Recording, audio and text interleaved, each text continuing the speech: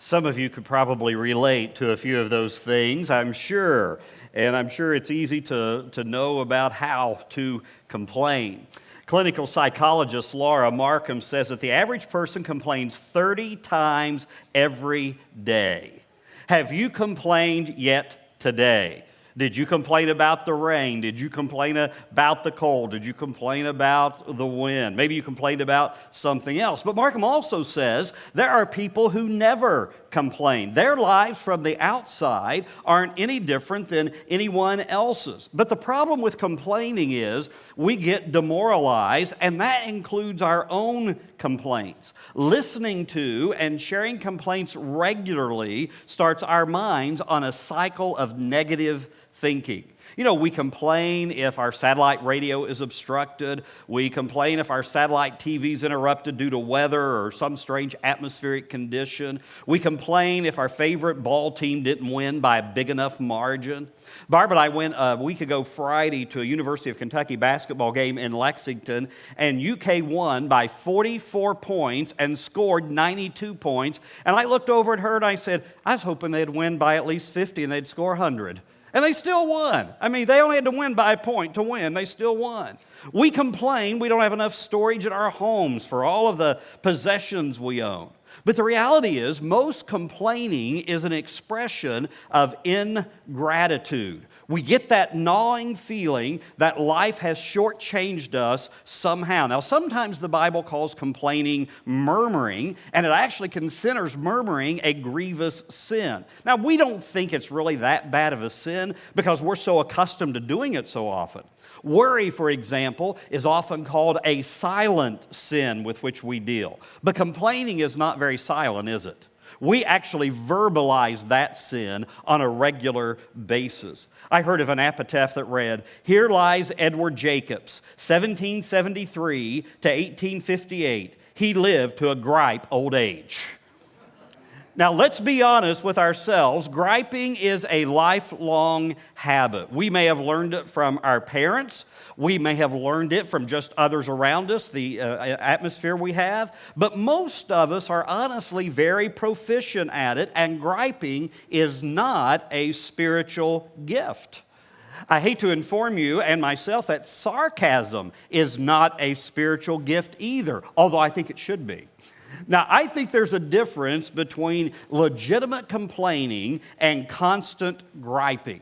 If you pay for something and it doesn't meet the standard for which it was advertised, there needs to be a remedy of some kind. We're all thankful for legitimate complaints that have made significant changes, like the group that formed Mothers Against Drunk Driving. They didn't complain about it, they did something about it. And constant griping can erode our joy, it can harm our influence, and it ultimately insults the goodness of God. And for some people, it can be a significant problem. We're in this series, In the Wilderness, When Your Faith is Tested. And the children of Israel serve as an example of some people who became constant complainers, and they almost ruined their relationship with God because of their griping. And so today's message is complaining when God is providing. And we're going to see several instances of complaining by the Israelites as they journeyed through the wilderness to Canaan, the promised land. Now, if you want to follow along and take notes, you can open up our church app and go to sermon notes there, and you'll see several instances of complaining by the Israelites as they journeyed. And in each of these instances, we're also going to see some characteristics of complaining. So I hope we'll all listen very carefully and begin thinking of ways that we can change gripes into reasons to actually be thankful. Turn to Exodus 15. We're going to be in several passages today. Exodus chapter 15. And notice the first complaint the Israelites had on this journey is the complaint of impure water. And this is that complaining is an expression of spiritual immaturity. Exodus 15, beginning with verse 22. Then Moses led Israel from the Red Sea, and they went into the desert of Shur. For 3 days they traveled in the desert without finding water. When they came to Marah, they could not drink its water because it was bitter. That is why the place is called Marah. So the people grumbled against Moses, saying, "What are we to drink?" Now I want you to realize the Israelites are just 3 days into their journey. They've only been traveling for 3 days. Keep in mind, they had just witnessed the miraculous parting of the Red Sea. They had the cloud that God provided to guide them. You would think the Israelites would be quite appreciative of God's goodness, but they were spiritually immature. They are fresh out of slavery. They had a long way to grow. And so the first characteristic of complaining is it's an expression of spiritual immaturity. You know, an infant might whine at the least discomfort, but a mature adult should be able to tolerate more without complaining. And complaining is characteristic of one that's not yet learning to trust God to provide. But God was very patient with the Israelites. And He provided Moses with a piece of wood to throw into the water, and it purified the water. And then at their next stop in Elim, God provided 12 springs and 70 palm trees, and they camped by the water. And the Israelites were learning that God can bring something sweet from something rancid. He can bring life from death. Now, when we constantly complain, we negate the faith we claim to have. Jeff Mannion, in his book, The Land Between, writes, "Though complaining may seem relatively benign, its compounded effects can prove profoundly tragic. Through choosing to complain, the Israelites forfeit the opportunity to become a people of faith. With each difficulty, God is whispering, 'Will you trust me?' With each collective complaint, they yell, 'No, we will not.'" And the Israelites complained of impure water. And you know, today we have all kinds of bottled water we can purchase, and you can purchase all kinds of flavored bottled water. And you can purchase packets of flavors to drop in the bottled water. I was in Walmart the other day, and a guy was looking for a certain kind of flavored water, and he was griping because they were out of it, and he said, "I'm going to have to pick a different flavor." Such a problem we have. How many of you can relate to this meme? This is how you got your water growing up. That's how you got your water.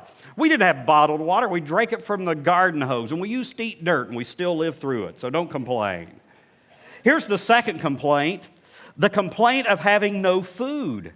And this is the characteristic that complaining usually glamorizes the past. I want you to go to Exodus 16, to the next chapter in the book of Exodus. Exodus 16 and verses 1 through 3. "The whole Israelite community set out from Elim and came to the desert of Sin, which is between Elim and Sinai, on the 15th day of the second month after they'd come out of Egypt. In the desert, the whole community grumbled against Moses and Aaron. The Israelites said to them, 'If only we had died by the Lord's hand in Egypt. There we sat around pots of meat and we ate all the food we wanted, but you've brought us out into this desert to starve this entire assembly to death.'" Now they're about 6 weeks into their journey since they've left Egypt. And the word grumbled in the Hebrew, it's actually a poetic term. It's what we call automatopoeia, meaning the word sounds like what it's describing. And the Hebrew word for grumbling is gangusamon. And that kind of sounds like you're grumbling, doesn't it? If you say that word really fast, gangusamon, it sounds like you're kind of gripey. And the second characteristic of complaining is it usually glamorizes the past. This is when we gripe about the present, that it's not as good as yesterday or it's not as good as years ago. Did the Israelites forget that just 6 weeks ago they were being beaten by brutal taskmasters? They were being forced to make bricks without straw. They were so tired at the end of the day they could barely move. And yet they look at Moses 6 weeks into this journey and they said, "When we were in Egypt, we had all these pots of meat. We had all the food we ever wanted." No, they didn't. They didn't have any of that. They're glamorizing the past. Now, it can be difficult to adjust to new circumstances. It can be difficult not to see something that is meant to be better as something that ends up becoming worse, and we can easily complain. Preacher Ben Merrill of our Christian church movement is now 96 years old. And Ben Merrill still preaches almost every Sunday. Now, he has a trait that I wish I had. He can preach an entire sermon without notes, and he has done that for 75 years. But when Ben was still preaching regularly, he used to tell his worship minister, "You be sure to include at least one song every Sunday that I don't know, or we will never reach the younger generations." But I heard him tell a story not too long ago about an elderly lady who kept wanting to live in the past, but she had a smart wit about her, and she outsmarted another person. And this lady went to her bank to withdraw $10 from her savings account.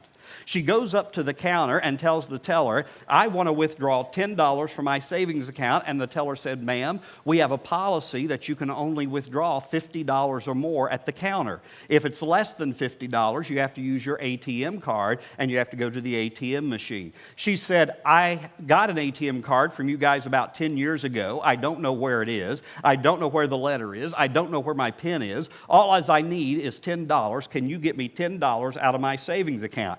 The teller said, ma'am, if you're coming to the counter, you can only withdraw $50 or more. Anything less, you have to use the ATM. She looked at the teller and said, can I withdraw $2,000 then? And she said, yes, you can withdraw $2,000. How would you like that? She said, I would like 200 $10 bills. And so she counted out 200 $10 bills, and the lady started to turn and walk away. She turned back around, looked at the teller, and said, can I make a deposit? She said, yes, you can. She said, I would like to deposit $1,990 into my savings account. It is so easy. Some of you will get that in a minute. It is so easy to glamorize the past. We sometimes don't see the present as good as it used to be, and we can glamorize the past about anything. We can glamorize the past about, oh, in the church years ago, the music was better, or in banking it was easier, or cars used to be built so much better than they are today. And God again heard the complaining, and He provided for them manna to eat. Look down at Exodus 16, verses 4 and 5. Then the Lord said to Moses, I will rain down bread from heaven for you. The people are to go out each day and gather enough for that day. In this way I will test them and see whether they will follow my instructions. On the sixth day they are to prepare what they bring in, and that is to be twice as much as they gather on the other days. God provided each morning manna for them to eat. Now, manna was this white substance, maybe like a wafer bread. It was edible. It could be prepared in various ways. And the Israelites were going to learn that God would provide their daily bread. They were to collect enough manna for that day. Now, if they tried to get extra manna and store it, it would spoil. And the next morning they would wake up and there would be maggots in it. In the sixth day of the week, though, they were allowed to gather twice as much needed, and they could save the extra for the next day, since on the seventh day no manna would fall from the sky. So the extra manna on the sixth day would not spoil, and God was teaching a principle to His people. You work 6 days and you rest on the seventh, and that principle is still valid today. Now, I don't know about it at your house, but at our house we have plenty of food. Barb and I don't have to go scraping around in dumpsters for our meals. In fact, we have the exact opposite problem. Do you? We have so much food, but then we sometimes complain about not having what we want to eat. Do you have that happen at your house? I know some of you with kids and teenagers, they never say, is this all we've got? Is this what we have to eat? That never happens at your house, does it? It happens with us as adults, don't it? I'll go home and I'll go, is that what we're having for dinner? Really? Is that what? That doesn't go over very well either when I say that. I was going to make some soup this past week, and my wife said, be sure if you make this, don't make too much because our freezer is full and we have nowhere to put the extra soup. We have our freezer that is packed full from top to bottom and side to side. Have you noticed that most of our complaining is about first world problems? It's all about first world problems. Well, my internet's acting up today. It's too slow. The copier here at church went out on Friday. It's down till tomorrow. I have poor cell phone coverage. I can't call or text somebody. My phone battery don't last near as long as it used to. The remote to the TV is not working. God has to end the day because that happens. Food being served to us at a restaurant, not exactly the way we wanted it. You would think the Israelites would never complain again. He gave them fresh water. He gave them plenty of food, and they could see His goodness. But they continue to complain. Go over to chapter 17, verse 1. The third complaint is having no water. And the characteristic is here, complaining forgets God's providence and care. Exodus 17, verse 1. The whole Israelite community set out from the desert of Sin, traveling from place to place as the Lord commanded. They camped at Rephidim, but there was no water for the people to drink. So they quarreled with Moses and said, "Give us water to drink." Moses replied, "Why do you quarrel with me? Why do you put the Lord to the test?" But the people were thirsty for water there, and they grumbled against Moses. They said, "Why did you bring us up out of Egypt to make us and our children and our livestock die of thirst?" So the characteristic of complaining here, it forgets God's providence, it forgets God's care. Now, 2 months earlier, the Israelites complained about the bitterness of water. But now they are complaining there was no water altogether. How many times did God need to provide for them so that they knew He cared for them? Have you ever complained about something, and yet months later, you're complaining about the same thing? You complained about your finances, and yet God has supplied your needs. You complained about the aches and pains in the body, same ones as 6 months ago, yet you're still here. God somehow has sustained you. We're very short-sighted. We easily forget how God has supplied our needs maybe in the past. In fact, read this verse. They're going to put it on the screen out loud with me. Philippians 4:19. "And my God will meet all your needs according to the riches of His glory in Christ Jesus." God told Moses to strike a rock and water would come gushing forth. Moses then named the place where they were as Massah and Meribah, meaning testing and quarreling. A place of testing, a place of quarreling, a place of grumbling. You have a place like that in your life, a place where you get and you just start to complain. Maybe it's when you're physically drained and you get irritable and you start griping, or you get sick and you start making out everything much more worse than it really is. Or your mind can take one small issue and make it a huge problem. God provided water from a rock after Moses struck it with his staff. Now, I want you to remember that scenario because there's going to be somewhat of a repeat later, and 3 weeks from today, we're going to talk about what happens with a rock again. And it's a time that Moses will be reprimanded for his behavior. Here's the fourth complaint, hardships in the desert. And it teaches us that complaining invokes God's wrath. Complaining invokes God's wrath. We're going to go over to the book of Numbers because the book of Numbers runs parallel to the book of Exodus and tells us from a different standpoint, a different perspective about their journeying in the wilderness. And in Numbers 11, verse 1, they are complaining about what's going on in the desert. Now the people complained about their hardships in the hearing of the Lord, and when He heard them, His anger was aroused. Now, the Israelites have been on this journey for about 1 year at this point. And during that time, again and again, they had witnessed the Lord's immense power. They had witnessed His miraculous intervention numerous times. One miracle in particular had taken place every day when God rained manna down to them. And the people didn't even have to go hunt for it. They simply would step out of their tents, and there was this manna. Here's this wafer-like substance. It had a little bit of a taste like honey, and it was very nutritious for them. But after this 1 year of journeying, they hit the desert blues. They're groaning about the daily grind of traveling. They're having to pick up their tents and having to reset them at night. They're griping about the hot sun and the cool nights and the sand on their feet. But their griping is a lack of faith. And it invoked God's wrath towards His people. Now remember, God was providing for them. He's guiding them. He gave them a cloud so that He could guide them, and they're still complaining. Go on with verse 1. It says, "Then fire from the Lord burned among them, consumed some of the outskirts of the camp. When the people cried out to Moses, he prayed to the Lord, and the fire died down. So that place was called Taberah, because fire from the Lord had burned among them." Well, Taberah means burning, and it was to be a reminder that God's anger could be aroused with complaining. Now let me ask you, if God still operated that way today, if God would send fire down every time we complained, would we have any scorched seats in here right now? Would we have any smoldering fires coming up from where you were just sitting right now if God still just sent fire down every time we complained? It is so easy to get into the mode of complaining, though, isn't it? It really is. Will Bowen wrote a book entitled A Complaint-Free World, how to stop complaining and start enjoying the life you always wanted. And he explains that the habit of complaining is like bad breath. You may not be aware of your own, but others are. And in the book, he says there are 5 reasons people gripe, and he uses the acronym for the word gripe. Here they are. Number 1, people gripe to get attention. Most people want to be noticed, even if it's something negative. Number 2, they gripe to remove responsibility.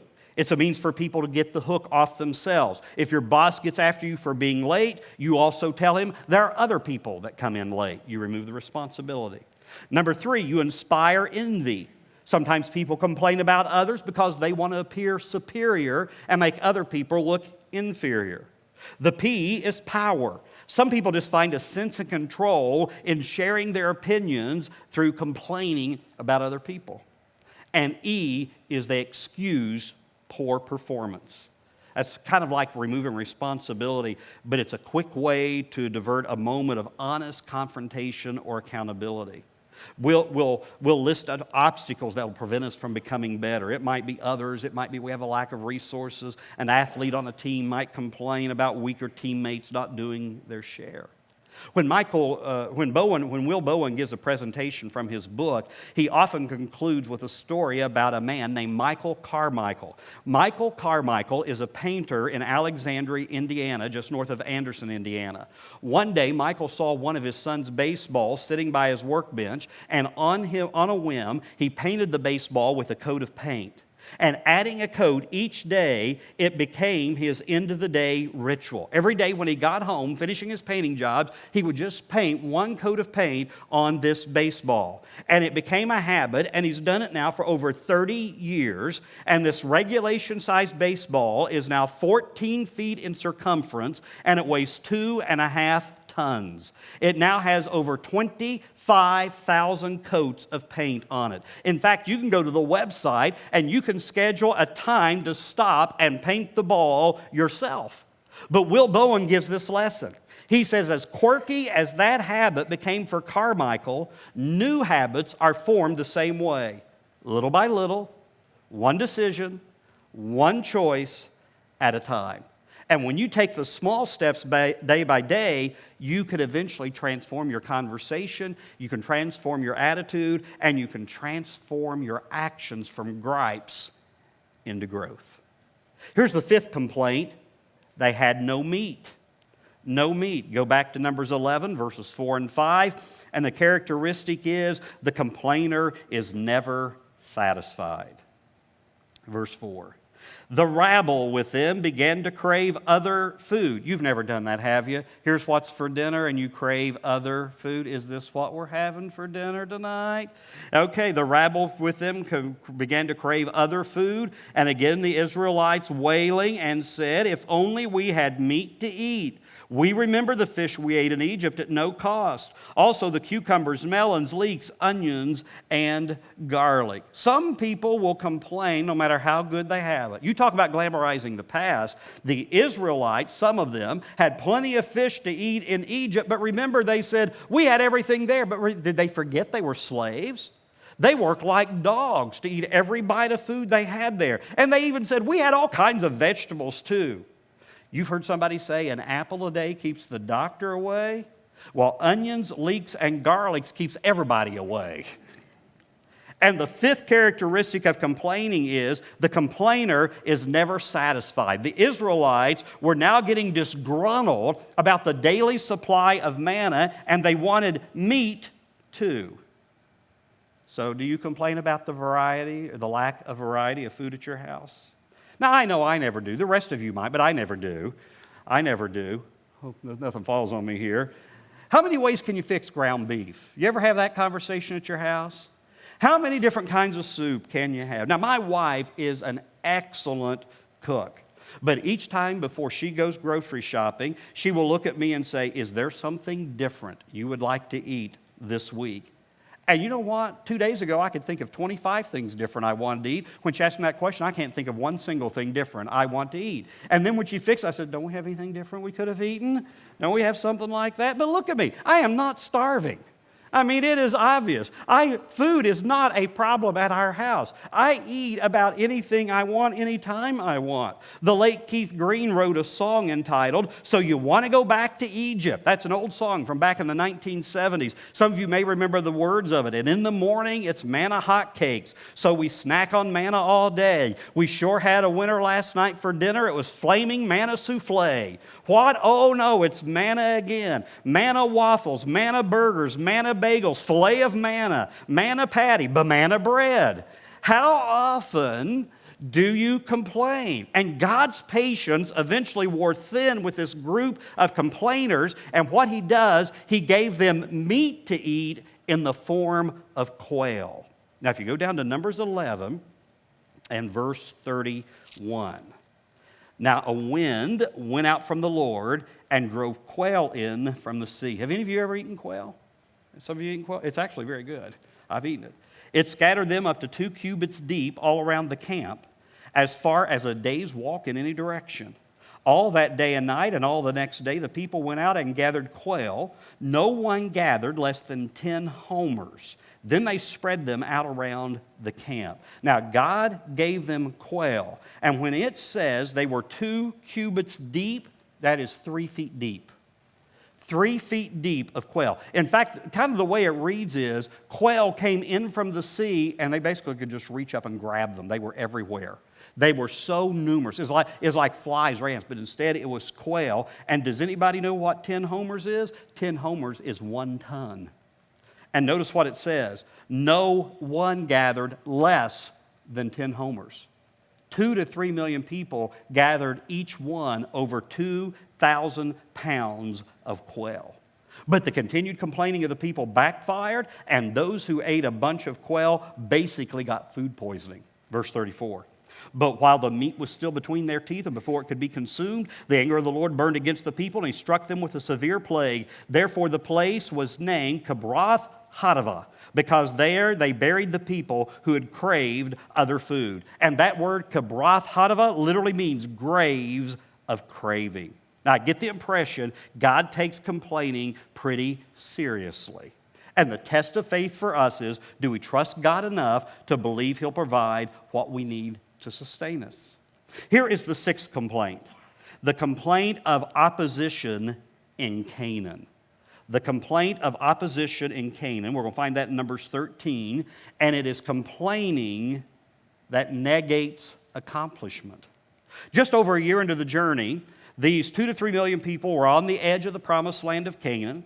In another 2 to 3 days, they are going to be at their final destination. Did you see this past week all the cars stranded on I-95 just south of Washington, D.C. due to the snowstorm that hit there?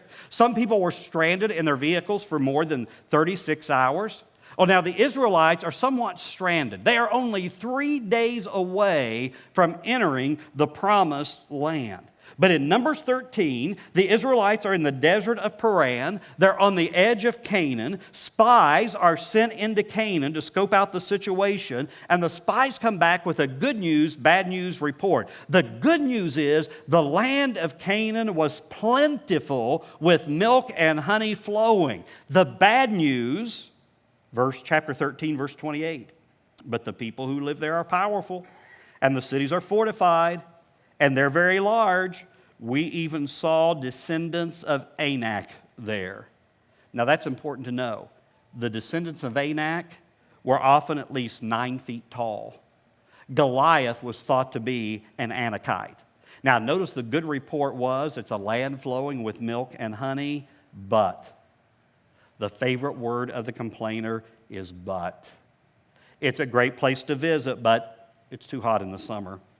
I like church, but I don't care for some of the music. Our team won, but the defense could have been better. It's a great job, but my boss is something else. It's a land flowing with milk and honey, but the giants are there.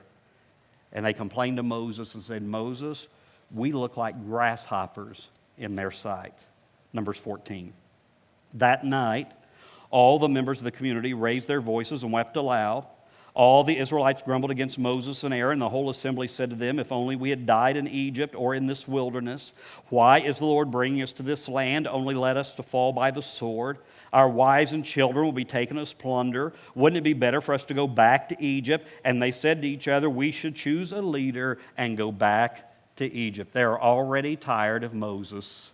For a year he has led them. He has led them faithfully. He has followed God's instructions. He's been as obedient as he could be. And the people are saying, we don't care anymore. We don't care who you are, Moses. We need a new leader. And God's patience gave out. This generation was going to wander in the wilderness for about 39 more years. All the complainers are going to die off, and a new generation of thankful, positive people are going to be the ones to inherit the land of promise. Go down to verse 11. It says, the Lord said to Moses, how long will these people treat me with contempt? How long will they refuse to believe in me in spite of all the signs I have performed among them? I will strike them down with a plague and destroy them, but I will make you into a nation greater and stronger than they. And the final characteristic of complaining is it negates accomplishment. Most gripers have no idea of the negative impact of their complaining. They think it's innocent.